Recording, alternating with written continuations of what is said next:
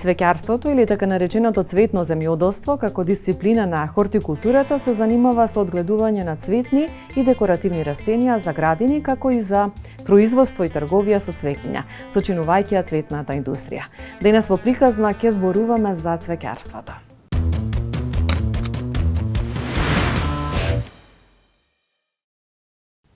Силвана Димковска по вокација е дипломиран економист. Пред 39 години решаваат да отворат на некој начин семеен бизнис.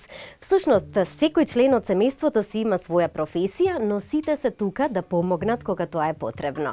Следува една инспиративна цветна приказна.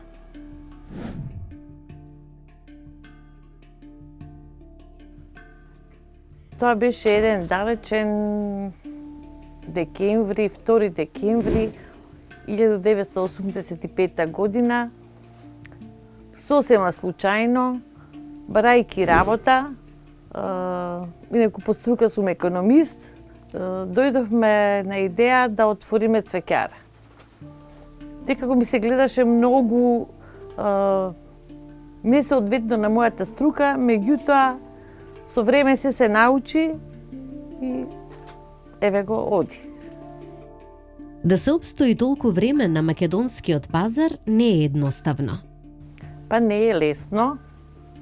Дури има и многу тешки времења, значи времење на криза во нашава земја, нели, војни, болести, се тоа, меѓутоа со упорност се постигнува.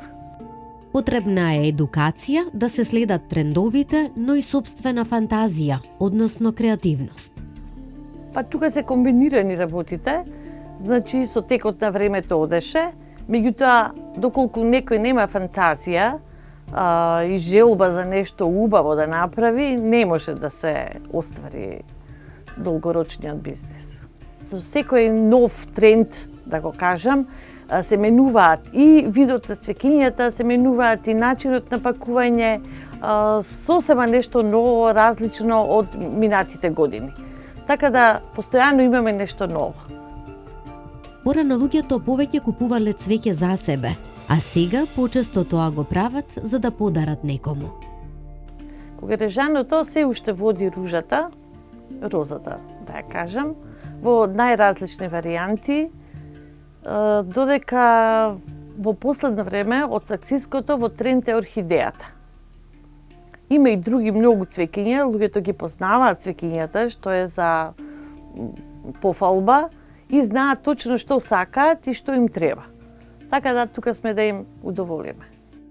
Во текот на годината има осцилации кога е продажбата во прашање.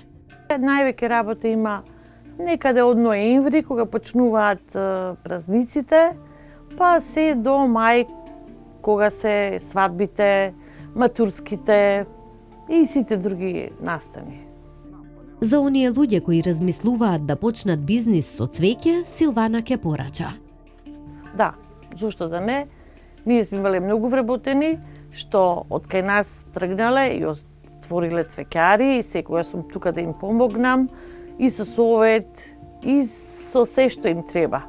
Значи, зошто да не? Убаво е тоа да се работи оваа работа. САД и Мексико се помеѓу најважните светски производители на цвеќиња во светски рамки. Цвеќарството важи за интернационална милиардерска индустрија. Еве што откриваат податоците кои што ги проверувавме.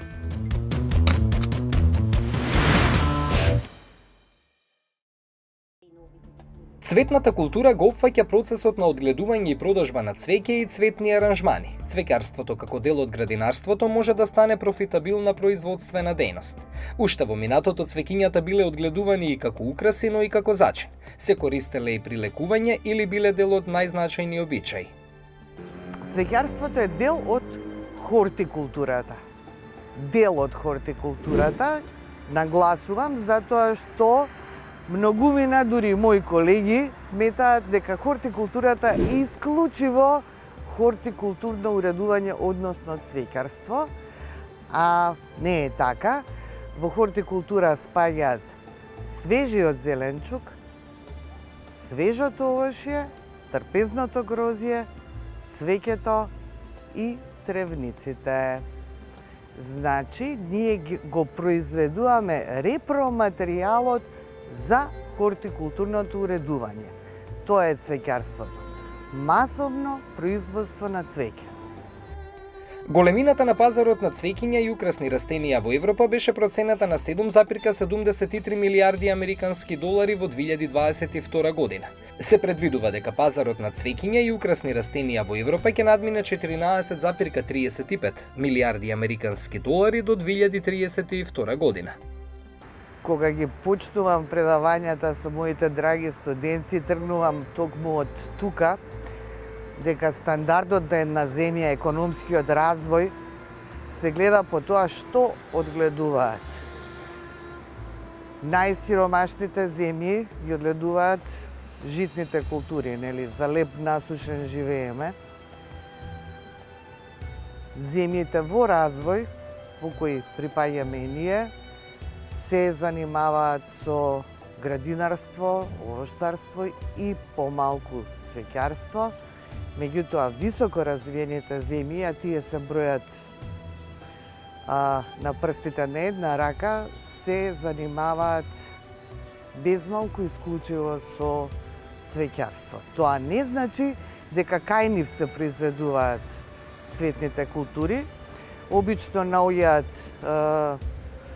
земји каде што и климата и работната рака е поевтина, а самите земји како што е Холандија, Соединените американски држави, Боливија, значи се само го дистрибуираат готовиот производ. Тоа е тоа. Првите снимени докази за цвеќарството датираат од раните 1500 години, кога цвеќињата се одгледувале во оранжериите во Холандија. Во Соединетите држави цвеќарството е индустрија од речиси 20 милиарди долари, а Калифорнија е главен производител на цвеќиња. Холандија е најголемиот светски извозник на цвеќе, а потоа следат Германија и Италија. Холандија како глобален лидер во производството на цвеќиња, позната е по своите живописни полиња со лалиња и напредните хортикултурни практики. Со проценет производствен капацитет од над 12 милиарди цвеќиња годишно, земјата доминира на меѓународниот пазар на цвеќиња. Светска банка посочува дека тежината на цвеќињата извезени од Холандија е повеќе од 600 милиони килограми. Холандскиот град Харлем важи за цветна престолнина во Европа. Во холандскиот град Алсмиер на 13 километри југозападно од Амстердам се наоѓа најголемата берза на цвеќиња во Европа.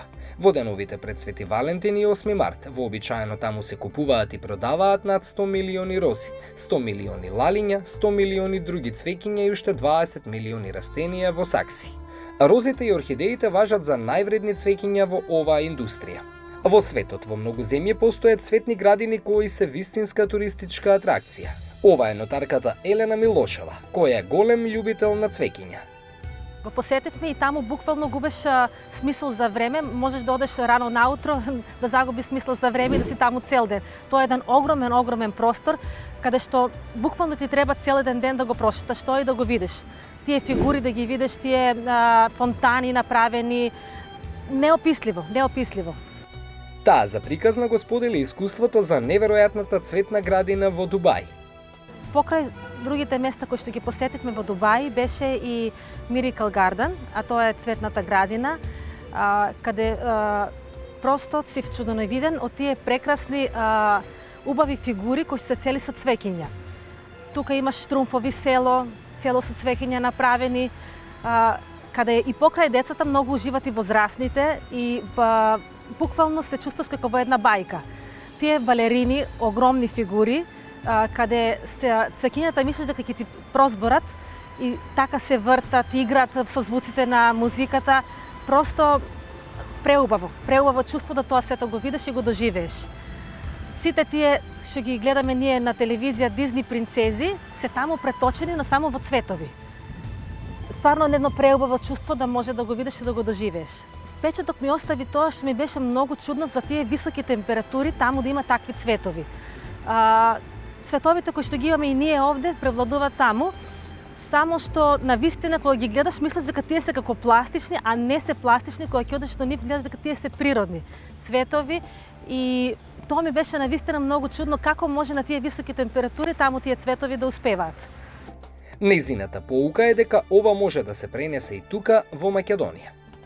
Поука да си чуваме и ние тоа тука што го имаме, и ние имаме тука прекрасни предели со цвеќење, со сето тоа таму, тоа е направено навидом вештачко, а не е вештачко. Делува природно, пошто таму луѓето се грижат многу за да го направат тоа да изгледа така убаво и природно.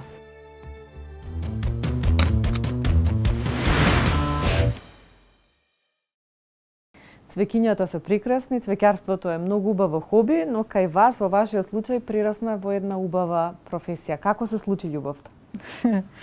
Па љубовта е уште од мали нозе.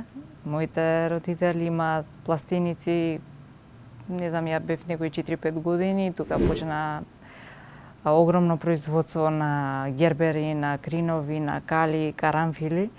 Практички израснав и со љубовта со цвеќињата.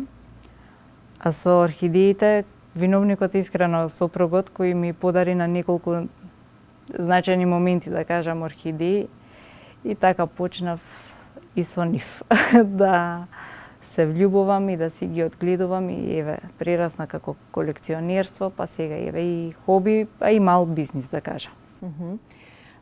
Верувам дека ова е убаво, особено за жена, затоа што дава можност за независност, дава можност да се работи на еден поинаков начин, со оглед на тоа дека имате и малечко детенце, па можете сама да си го планирате времето кога ќе работите и времето за да се посветите на другите обврски. Па да, две дечиња имам, едната е, мислам, керкичката си уште мала, 2 години, синчето кога е дома, искрено да ви кажам, ја го вклучувам во активностите. Исто, бидејќи ми носат и на третмани, да кажам, за преседување и други, си имам Инстаграм профил што имам следбенички, за другите не, меѓутоа за дома, да, и го учам, сакам да му внесам и на него љубов.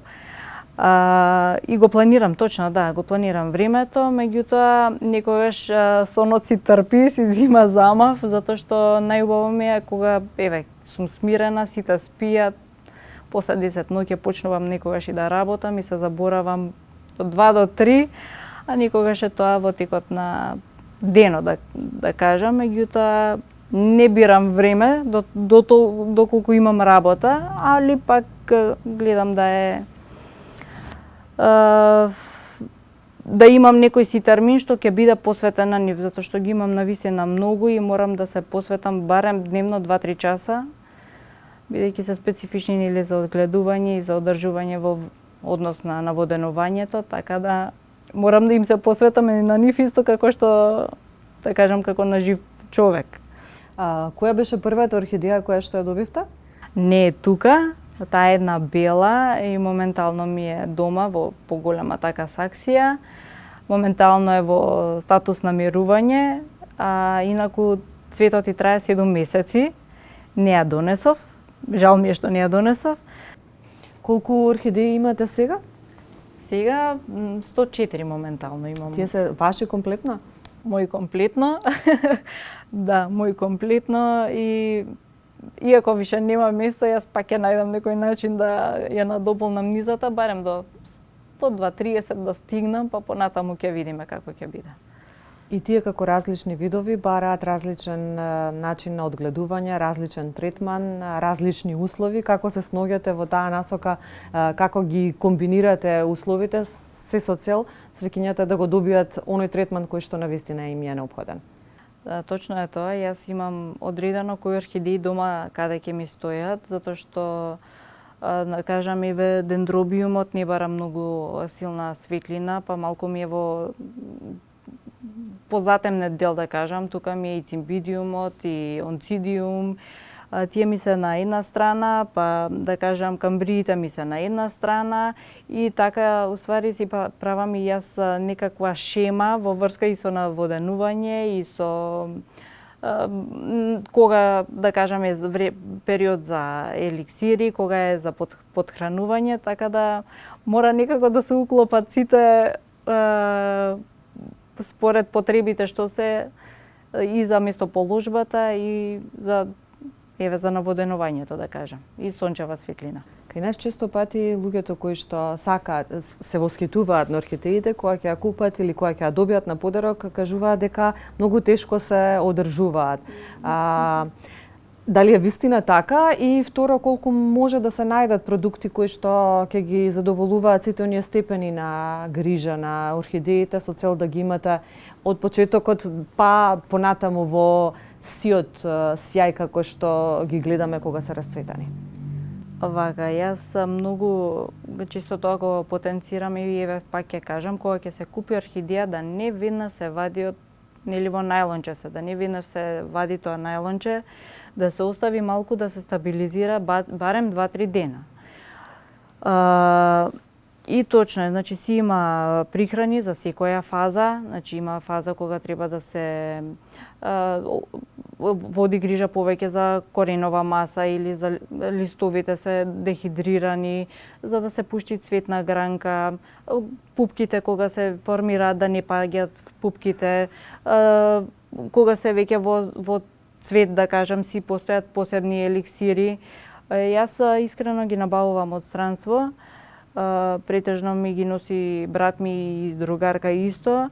Меѓутоа има и доста совети што ги давам во домашни услови, да кажам, со алоe, со цимет, со лушпи од јајца, домашни прихрани, некој што, да кажам, не е во состојба да си набави таква прихрана, иако стварно сме слаби тука со прихрана за орхидеи.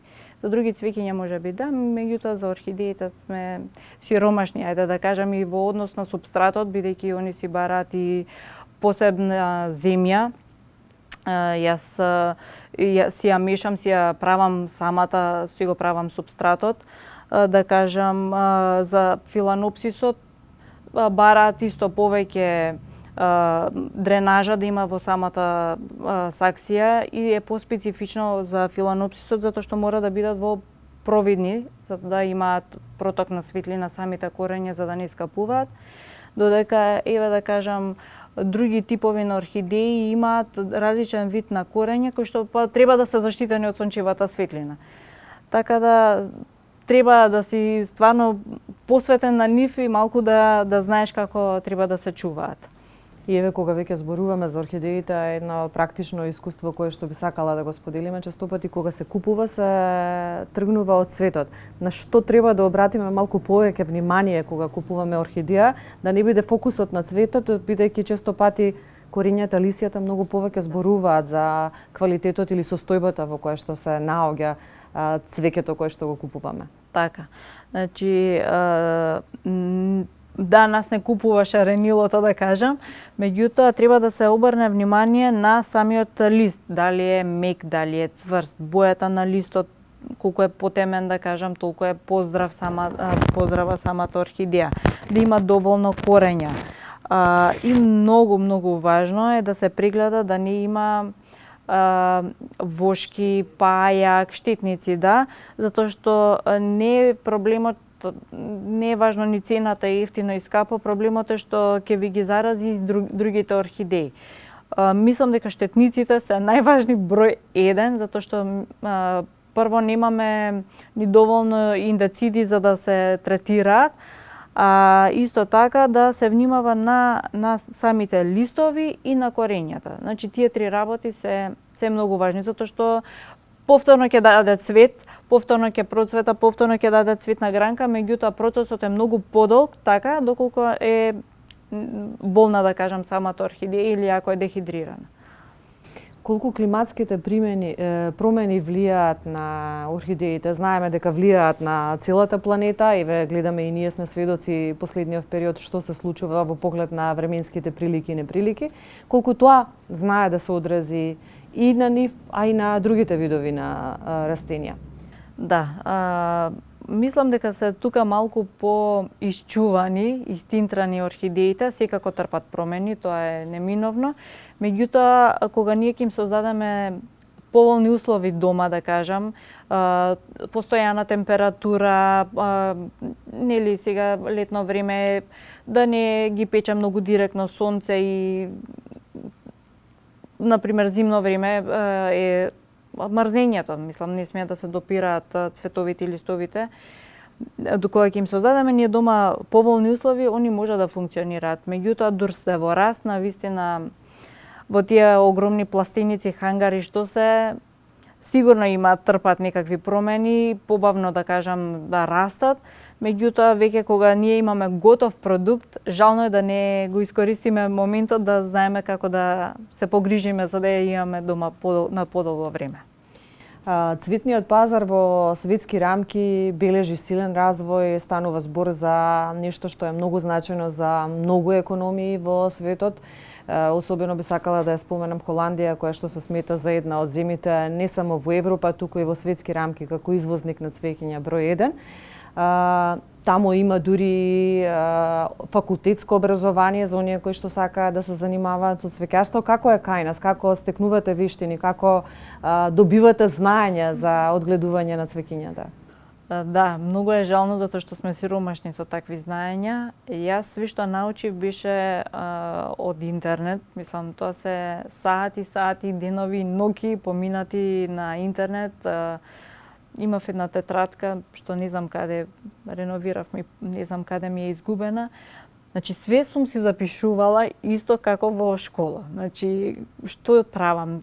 Овие 3 орхидеи им правам, не знам, со алоe ги третирам, тие им ставам вакво ѓубриво. И мислам тоа беше на почетокот, јас веќе од 2016 мислам ги имам цвеќињата, на почетокот првите неколку години буквално си ги студирав и така се едуцирав, искрено затоа што слаби сме со таква литература. Да, имаме странска литература што може да се набави, меѓутоа не знам, еве се надевам дека можеби некој ден ќе имаме и такви саеми кај нас, да малку и ние видиме такви убавини како што има таму. Во Кенија сега во јуни се случуваше еден таков саем на кој што навистина беше изложба со фантастични цвеќиња, аранжмани на цвеќиња. Вистина цвеќарството е многу вносен бизнис. Кај нас на Балканот исто така имаме искуство во Србија дека цвеќарството може да биде добар семеен бизнис кој што може да значи не само за домашниот буџет, туку и за економијата во целина. Какви се искуствата кај нас? Ве споменавте дека не е баш така, но какво е искуството со тоа дека и вашето семејство се занимавало со одгледување на цвеќиња во минатото? Да. Мислам, тоа беше преубаво време. Јас мислам, детството ми помина меѓу шаренилата. И да, навистина, мислам, ние живеевме фамилиарно од цвеќарство. И тоа беа долги години кои што се произведуваа цвеќиња. Не знам, мислам дека самата економија си трпи све и посредно и како за поединци. За да се произведе орхидеја е малку потешко. Мислам, од прилика 2 години треба од семче за да порасне. Мислам, тоа е долг временски период за да може да посветиш како во пластиници, иако и тоа го имам размислувано како би функционирало кај нас. Меѓутоа има баш овдека имаше едно предавање и сакав да се поврзам со едни професори на факултетот и малку некако ми беа скептични околу односот баш со орхидеи. И не знам, ќе видиме иднината што ни носи. Јас сакам навистина да ние сме преубава земја, сончева земја кај што може да се произведуваат знаеме и земјоделски продукти, зашто да не еве мал замав и цвеќарството да заземе. Посакувате ли да посетите некои од овие големи саеми кои што се случуваат на светски рамки со цел да искрадете некакви идеи кои што таму се активни? Како не? Па сега оваа пролет во Холандија имав 2 следбенички што беа на саемот и телефонот ми е препон со такви видеа и слики. И така да наредна обавезно ми е планот да отидам во Холандија.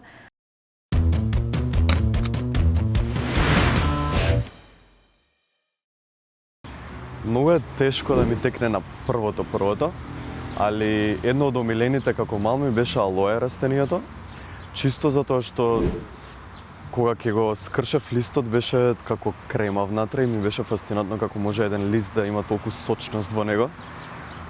И нормално секогаш сакав да го пробам вкусот, иако мајка ми ме караше.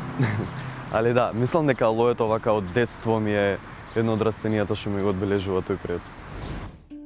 Да, дефинитивно во денешницава имаме премногу информации, сите сме свесни дека на нашите мали плочки наречени телефон во џеб има се и се што и сите може да пишуваат. Првичното знаење го добив од дедо ми, кој што има завршен земјоделски факултет, но потоа дали преку книги, дали преку конкретни инфлуенсери светски кои што се занимаваат со растенија, најчесто преку YouTube и преку социјалните мрежи, и тие се проверени извори затоа што кога некој јавно зборува на видео формат за растенија, коментарите долу ги потврдуваат или отфрлаат тие факти, па можев така да ги проверам информациите кои што се споделени. И морам да признам дека кога станува збор за растенијата има некои факти до кои што мора да се држиме, но другото станува збор за искуство, затоа што сечи дом има различна температура, различна влажност на воздух, така да можеби тоа ја што го правам нема да одговара за некој друг во нивните услови. Можеби еден од најголемите проблеми со кои што се соочувам на мојот профил Цветко е луѓе што ми пишуваат како ставиле банана во вода, па го повеливаат растенијето, како ставиле лушпи од јајца, па така ставиле во земјата за повеќе калциум. Иако тоа навидум има доста логика, ваквите начини на прихрана или на домашни експерименти најчесто може да направат поголема штета отколку придобивка. Во интерес на времето ќе фатам само еден пример е бананата, докога ја ставиме во вода таа почнува процес на декомпозиција. И вие во земјата ставате толку многу бактерии, толку многу непријатни мириси, што за недомашни услови не е дефинитивно препорачливо. Мислам дека најдоброто нешто што може да го направиме за да избегнеме дезинформација и за да знаеме дека изворите кои што ги користиме за информирање на себе си и на другите се сигурни, е да користиме луѓе кои што директно зборуваат према нивните следбеници, да биде вистински човек, а не само блог без никаква персонификација на самиот блог, затоа што кога зборува еден човек, сета грижа и совесност припаѓа на него, така да доколку он сгреши, тоа целиот негов бренд греши. И најчесто не се дозволуваат таквите видови на инфлуенсери да шират големи дезинформации. Но кога станува збор за блогови и за напишани текстови кои што кружат по Facebook, дефинитивно би ги проверил тие информации пред да ги им поверувам. Дефинитивно би почнал со видот на растение кое што ќе изберете. Не мора секогаш тоа растение што најмногу ви се допаѓа да го земете прво, затоа што не секогаш тоа е најлесно. Оние шарени, грандиозни растенија најчесто се малку поспецифични. Така да би почнал со едноставно растение кое што ќе ги кажеме подоцна, и не значи дека го сакате повеќе ако му ставате секој ден вода. Многу често гледам како коренот скапува затоа што секој ден го наводнуваат растенијето, ама јас се грижам за него, секој ден му ставам вода. Најчесто тоа е причината за смрт кај растенија. Како што може да се приметиме во природата не врне секој ден, така да многу ретко кој растение сака да се наводнува толку често, да се пресадува толку често, така да би внимавал и би го оставил некако да си го прави своето, без да секој дневно бидеме над него и блееме, затоа што растенијата еволуирале низ толку многу тешки процеси во светот, може да го преживеат и нашиот дом доколку не ги замараме секој ден. Прихраната е важна од неколку причини. Исто како што ние луѓето јадеме, мора и растенијата да јадат. Не е водата и сонцето единствените начини на енергија, извори на енергија кои што ни ги имаат, па затоа балансирана прихрана која што си има своји МПК вредности. МПК се уствари скратеници од нутритивните вредности кои што им требаат на растенијата. Тие се потребни за да може растенијето да продолжи да расте, за да може растенијето да ја црпи таа енергија, затоа што земјата во која што доаѓа, полошата земја најчесто нема никакви нутритивни вредности, подобрата земја има веќе избалансирано, но нормално со тек на време таа нутритивна вредност од земјата се користи и затоа почнуваме да ставаме прихрана вештачка или природна. Јас секогаш ја препорачувам природната прихрана, чисто затоа што хемикалиите никогаш не се добар одговор за било што поврзано со растенија конкретно. И мислам дека доколку на почетокот не ставаме прихрана е сосема во ред, но после 6 месеци би било добро на секое второ, трето наводнување да се става прихрана во зависност од растенијето и условите. Првото нешто што морам од одма да го кажам е дека кактусите не се лесни растенија за одгледување. Повеќето кактуси барат директно сонце, барат многу јака светлина и се многу треба да се внимава како ќе се наводнуваат, затоа што и малце повеќе вода веднаш скапуваат. Дефинитивно биодол со растенија, например потосот, голден потос. Тоа е еден ползавец кој што во Америка дури го викаат како ѓаволско растение, затоа што во сите услови може да живее. Значи послаба светлина, повеќе вода, помалце вода и секогаш го препорачувам како прво растение. Го има во сите цвеќари, може секаде да се најде и цената е доста приступачна. Така да мислам дека тоа ако е прво растение на повеќето луѓе, сите ќе поминат убаво. Но повеќето растенија кои што ги гледам во цвеќарите, најчесто се таму затоа што се полесни за одржување, и секој цвеќар знае да го одговори прашањето на кое растение можам да го земам како прво растение, кое растение бара каков вид на одгледување. Со тоа што за жал некој ќе одговори дека тоа се кактусите и сукулентите, ја дефинитивно не го препорачувам тоа. Македонија годишно троши повеќе од 3 милиони евра за увоз на цвеќе. Најголемиот увоз од речиси 1 милион евра е во првите 2 месеци од годината кога се покриваат два празници – Свети Валентин и 8 март, денот на жената.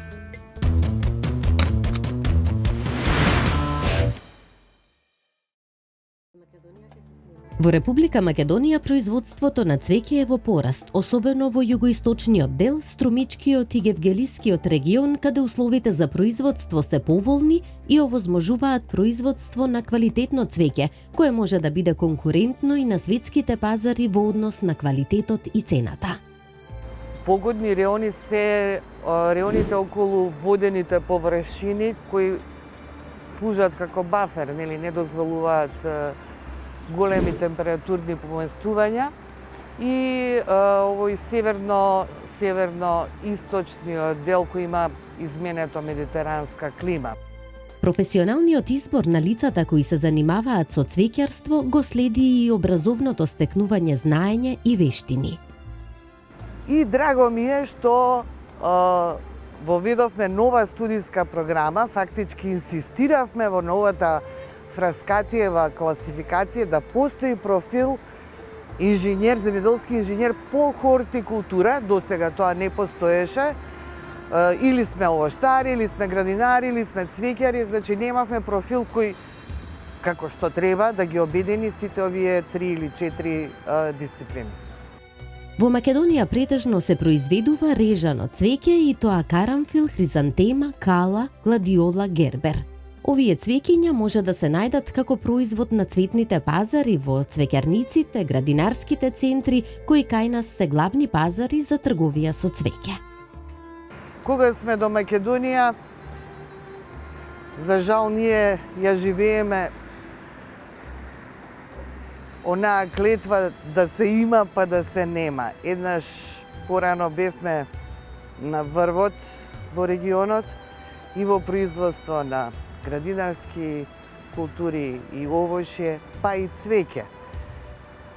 Може би за гледачите ќе биде интересно да се каже дека во Гевгелија први почнавме на Балканот со култура на размножување на карамфил со култура на ткиво, кој се произведуваше на околу 24 хектари стакленички простор. И искрено кажано, пазарот беше презаситен од карамфили. Се што беше продавница за цвеќе, дури и мојот бидемар беше карамфили нормално. Меѓутоа, колешката која работеше таму се пресели во Сплит и замре производството. Следно големо производство сме имале, поголемо, позначено, од ружи во виничките оранжери во Кучани и тоа се затвори. Нешто гербер исто во виничките оранжери и тоа за жал веќе не постои, такаш да во моментов сме оставени на од некои 700 хектари на десетици хектари. Сега, кога ќе кажеме хектар, тоа се 10.000 квадратни метри. Кај нас во хортикултурата приносот или добивката се пресметува на квадратен метар, не на хектар, на квадратен метар.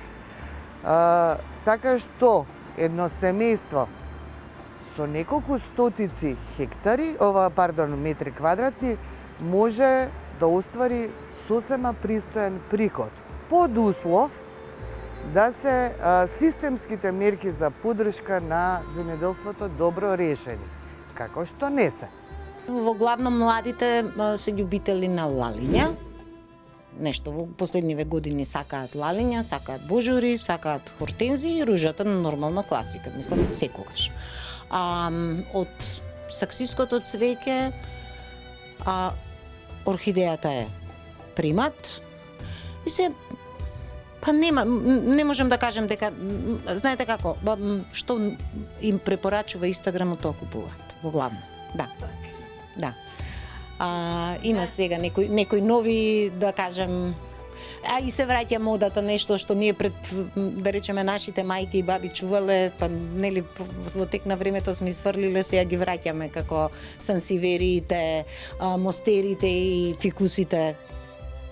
Главното производство е по пластеници, а само мал дел и во стакленици кои се во приватна собственост. Производството во стакленици е многу скапо, бидејќи бара затоплување во текот на зимата кога температурите се многу ниски. Но потребни се стратешки политики доколку сакаме оваа дејност да стане значајна. Ги добиваат директните плаќања на хектар, внимавајте. И сега ако дури да е тоа некоја сума од 90.000 денари, нели, убаво звучи, 1.500 евра, кога ќе го сведете тоа, кога ќе го поделите на 10.000, на 1 метар квадратен доаѓа 9 денари. Производителот би, ако е добар домаќин, би требало далеку над тоа да добие како приход, така што беззначајна му е поддршката од државата. Тука би требало да има повеќе развојни механизми во смисла на воведување на нови технологии, и тука би се задржала пред се околу климатските промени, бидејќи веќе одгледувањето на отворено, барем во нашиот домен, е скоро невозможно. Имаме големи температури, сезонски и дневни температурни разлики, така што акцентот се става на контрола. Контрола на температурата, контрола на релативната влажност, на јаглеродиоксидот, посебно при одгледувањето на цвеќе. Бидејќи тука не смеете да имате дамка ниту на листот, ниту на цветот, и тоа треба да биде совршено чисто, совршено одгледано. Македонија годишно троши над 3 милиони евра за увоз на цвеќе. Најголемиот увоз е во првите 2 месеци од годината, кога се покриваат 2 празника – Свети Валентин и 8 март, денот на жената. Увозниците го носат цвеќето од Холандија, а ние зимаме од нив. Најчесто, значи 90%, не 90, 99% цвеќето е од Холандија, и сега од Холандија стига од цел свет, не е само тука приматот, нели? Според податоците, најмногу се увезува режено цвеќе, и тоа од Холандија, Германија и Шпанија, но и од Кенија, Еквадор и од Србија. Ова често знае да биде демотивирачко за домашните одгледувачи на цвеќе. Јас потекнувам од семејство кое што произведувало цвеќе. На време татко ми е прв регистриран цвеќар во Македонија, на жал веќе откако почна увозот од Холандија, веќе тоа не го применуваме, едноставно не се исплати. Јас сум втора генерација на цвеќари. За жал со мене и престанува. Извезуваме најчесто во регионот.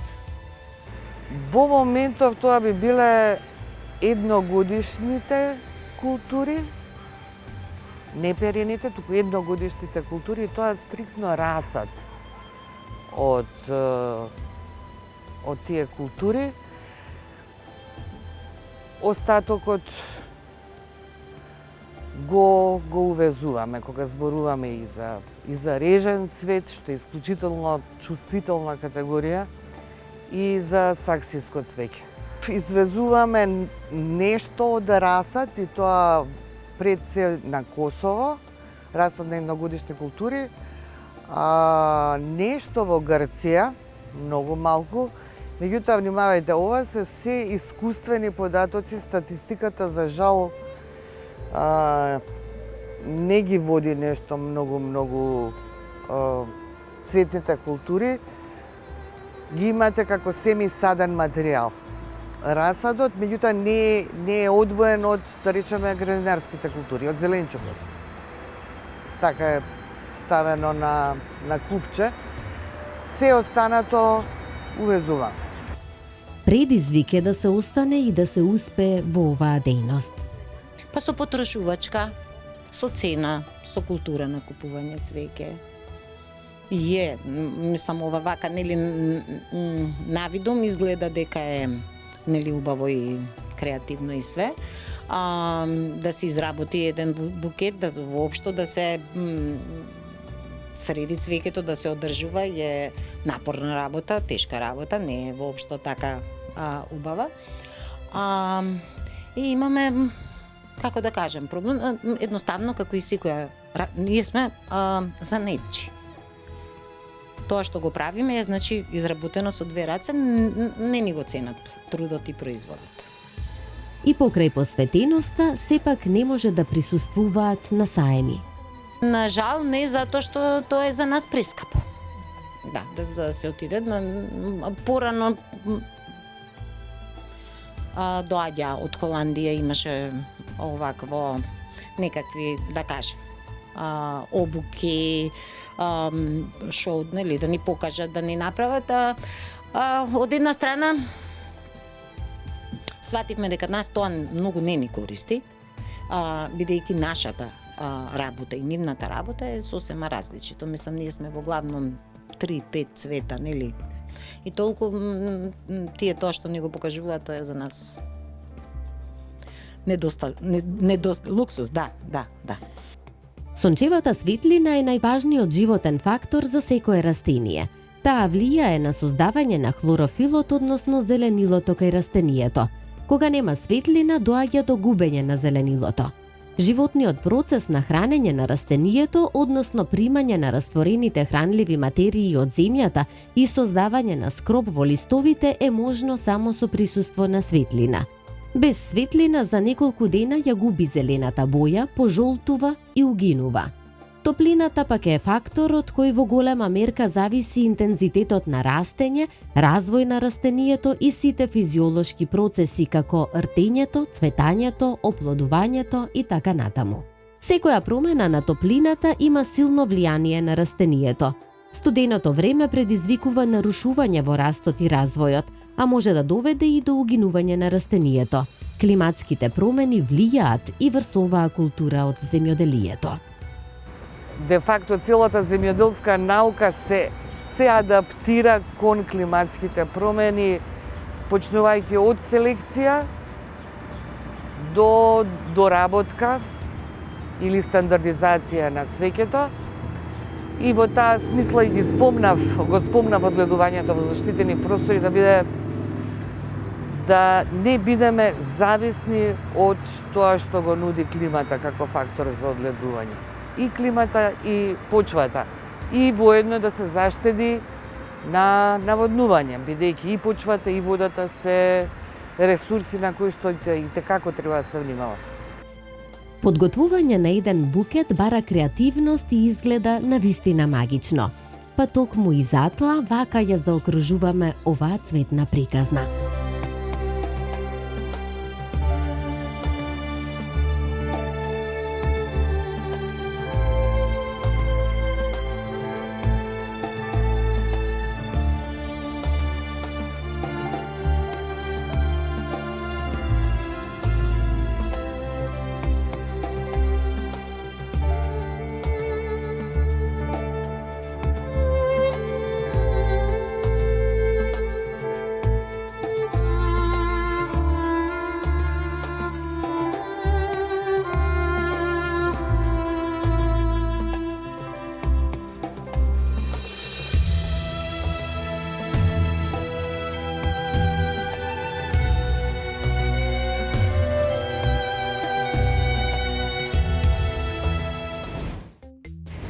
Во Индија во минатото чинот на садење орхидеи се сметал за кривично дело. Еве што ви носиме денес во артикулација.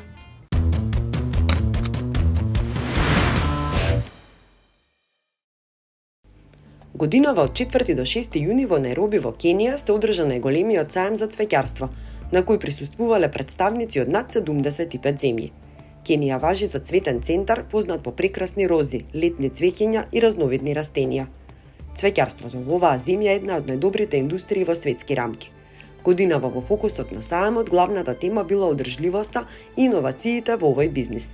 Изложбата од најразновидни цвеќиња во палета од бој е вистинско волшебство за гледање. Во светот професијата цвеќар е професија за која постои и факултетско стекнување на вештини. Во светот полека се развива и цветниот туризам, кој вклучува посети на фарми за цвеќе, каде посетителите можат поблиску да се запознаат со процесот на одгледување цвеќе, па дури да се обидат да научат правилно и самите да одгледуваат. Во холандскиот град Алсмјар на 13 километри југозападно од Амстердам се наоѓа најголемата берза на цвеќиња во Европа. Веруваме дека овие податоци се интересно сознание, интересни поуки за цвеќарството како потенцијален извор на можни нови средства во економијата кај нас, а воедно и за убави нешта кои што може да не радуваат сите нас. Довидување до следната приказна.